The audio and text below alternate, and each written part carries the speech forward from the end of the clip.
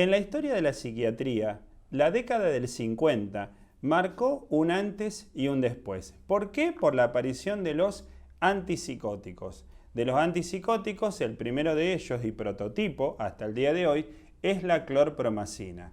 Por supuesto, tenemos hoy mucha cantidad de antipsicóticos con grupos químicos diferentes. Fíjense en el material de estudio que están las fenotiacinas, las butirofenonas, los heterocíclicos, conocidos también como atípicos, y otros, ¿sí? Un rejunte de medicamentos químicamente heterogéneos.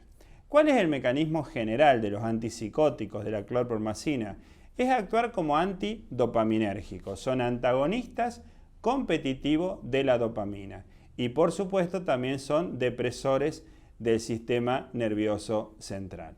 Entre sus propiedades farmacológicas tenemos que tienen acción sedante, pero cuando queremos usar los antipsicóticos como sedante, los debemos usar vía endovenosa. En realidad, la principal propiedad farmacológica que es ser útil en el tratamiento de la psicosis, de la esquizofrenia, para eso se utilizan vía oral o vía intramuscular y tienen una latencia larga, tardan de 6 semanas a 6 meses de latencia para realmente empezar a lograr el efecto antipsicótico. Seguramente han escuchado en alguna oportunidad que a este grupo de medicamentos se los conoce también como neurolépticos. ¿Por qué neurolépticos? Porque dan el síndrome neuroléptico. ¿Y en qué consiste este síndrome neuroléptico? En que los pacientes tienen falta de movimientos espontáneos, o sea que cuando caminan no balancean los brazos, ¿sí? Llevan los brazos sin balancearlo, tienen falta de demostración afectiva, no pueden manejar conductas complejas donde tengan que interpretar varios aspectos en forma simultánea. Entonces, como justamente producen todo este conjunto de signos y síntomas, se los conoce como neurolépticos. Por lo tanto, neuroléptico o antipsicótico son dos palabras casi usadas como sinónimos. Históricamente, un experimento que fue muy conocido con animales fue cuando se le administró a una población de ratas de laboratorio antipsicóticos. Fíjense esta experiencia.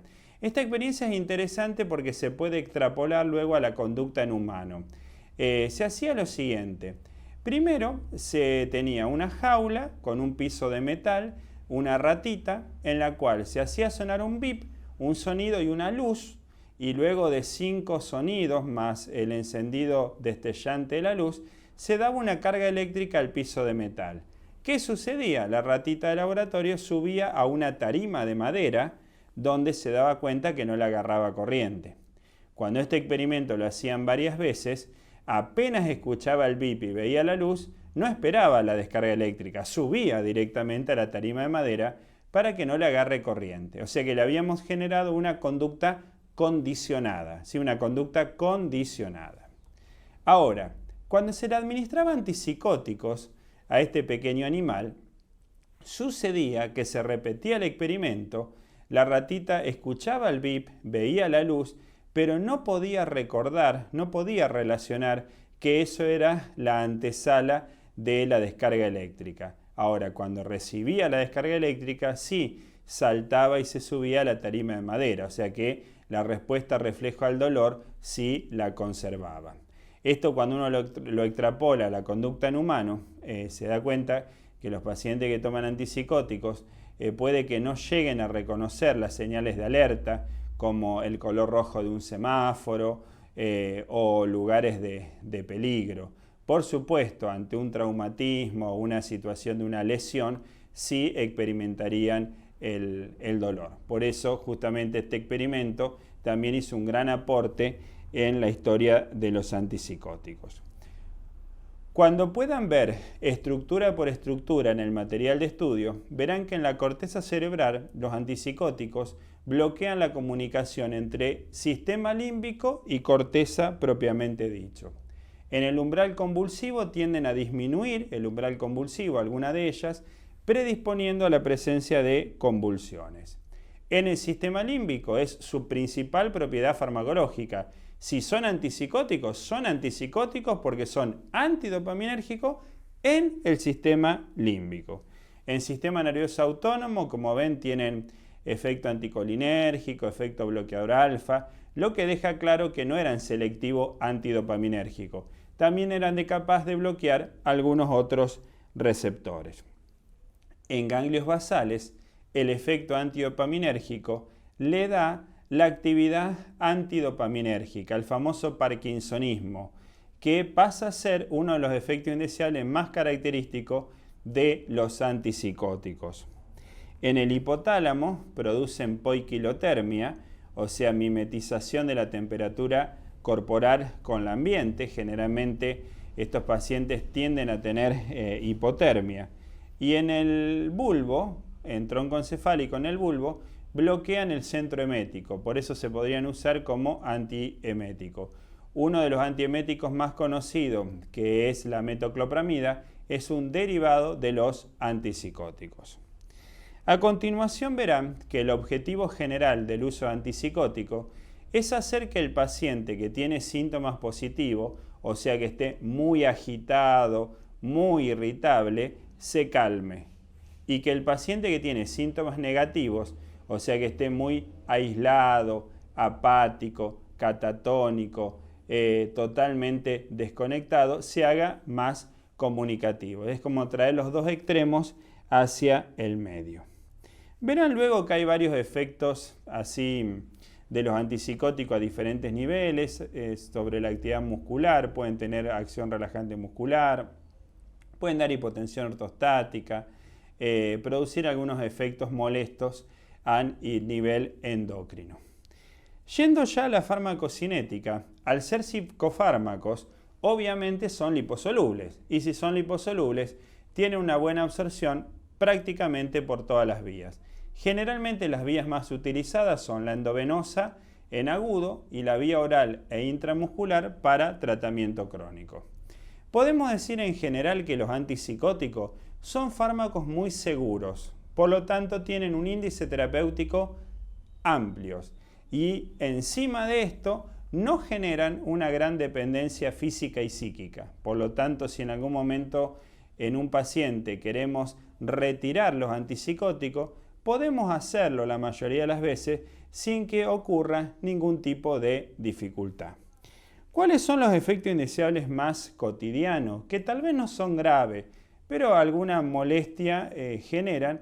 Son la hipotensión ortostática y los efectos anticolinérgicos. Ustedes recordarán cuando vimos la parte del sistema autónomo que efectos anticolinérgicos significaba boca seca, visión borrosa, constipación, taquicardia, retención urinaria. Todos esos efectos pueden verse en el paciente que toma antipsicóticos. Ahora, si hay un grupo de efectos indeseables que hace característico a este tipo de medicamentos, son los extrapiramidales. Y los extrapiramidales son 6 síndromes.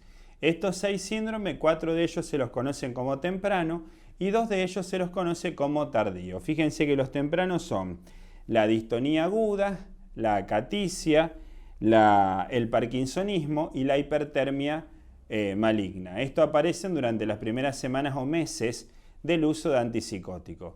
Y los 2 que son tardíos son la disinesia tardía y los temblores periorales. En el material de estudio adjunto que ustedes están utilizando está la descripción de cada uno de estos. Por lo tanto, tengan en cuenta que si hay un grupo de efectos indeseables que es el característico de los antipsicóticos, son los extrapiramidales. Respecto a las interacciones de los antipsicóticos, son bastante simples de entender, porque por un lado son depresores del sistema nervioso central, por lo tanto se potencian con todos los depresores centrales, como ya hemos dicho, alcoholes, benzodiazepina, barbitúricos, morfina, anestésico.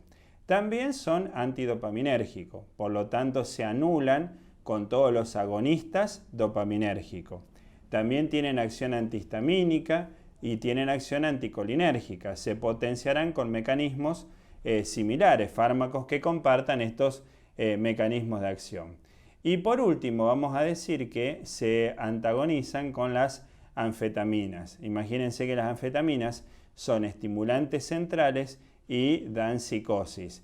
Estos fármacos son depresores centrales y son antipsicóticos. Cuando vamos a las indicaciones de este grupo de medicamentos, fíjense que están numeradas acá en el texto. La primera es como antipsicótico, por supuesto, es la más importante. Sirven como antiemético, aunque hemos mencionado que usamos derivados como la metoclopramida. Sirve también para la alucinosis alcohólica. En la alucinosis alcohólica el paciente escucha voces que él sabe que no son reales, pero las escucha igual, y este tipo de medicamento es útil para eso. También sirve para tratamiento del prurito, porque tienen acción antihistamínica. Se utilizan en algo curioso que es el hipo resistente. Parecería exagerado el uso de antipsicótico en esta circunstancia, pero imagínense que aquel paciente que lleve 48 horas con hipo realmente va a aceptar el consumo de cualquier medicamento que le digamos que va a solucionar su hipo. También sirve para el síndrome de Tourette, que es una alteración que justamente tiene tics el paciente y un trastorno de conducta. Es útil para eso, para la corea de Hutchinson, también para hacer hipotermia quirúrgica porque bajan la temperatura y para cualquier tipo de excitación psicomotora en agudo. Como ven, es amplia la gama de usos terapéuticos que los antipsicóticos tienen. A continuación, en nuestro material de estudio está la descripción del resto de los antipsicóticos, la risperidona, la clozapina, el haloperidol, comparando sobre todo la diferencia que tienen con la clorpromacina. Pero una mención que no podemos dejar de realizar es la siguiente. Si hay un efecto indeseable característico de los antipsicóticos, hemos dicho que eran los antidopaminérgicos, el parkinsonismo. Ahora, si alguien viniese y nos dice, traigo un antipsicótico sin actividad parkinsoniana, sin actividad extrapiramidal, tal vez nosotros diríamos, ¿qué antipsicótico atípico?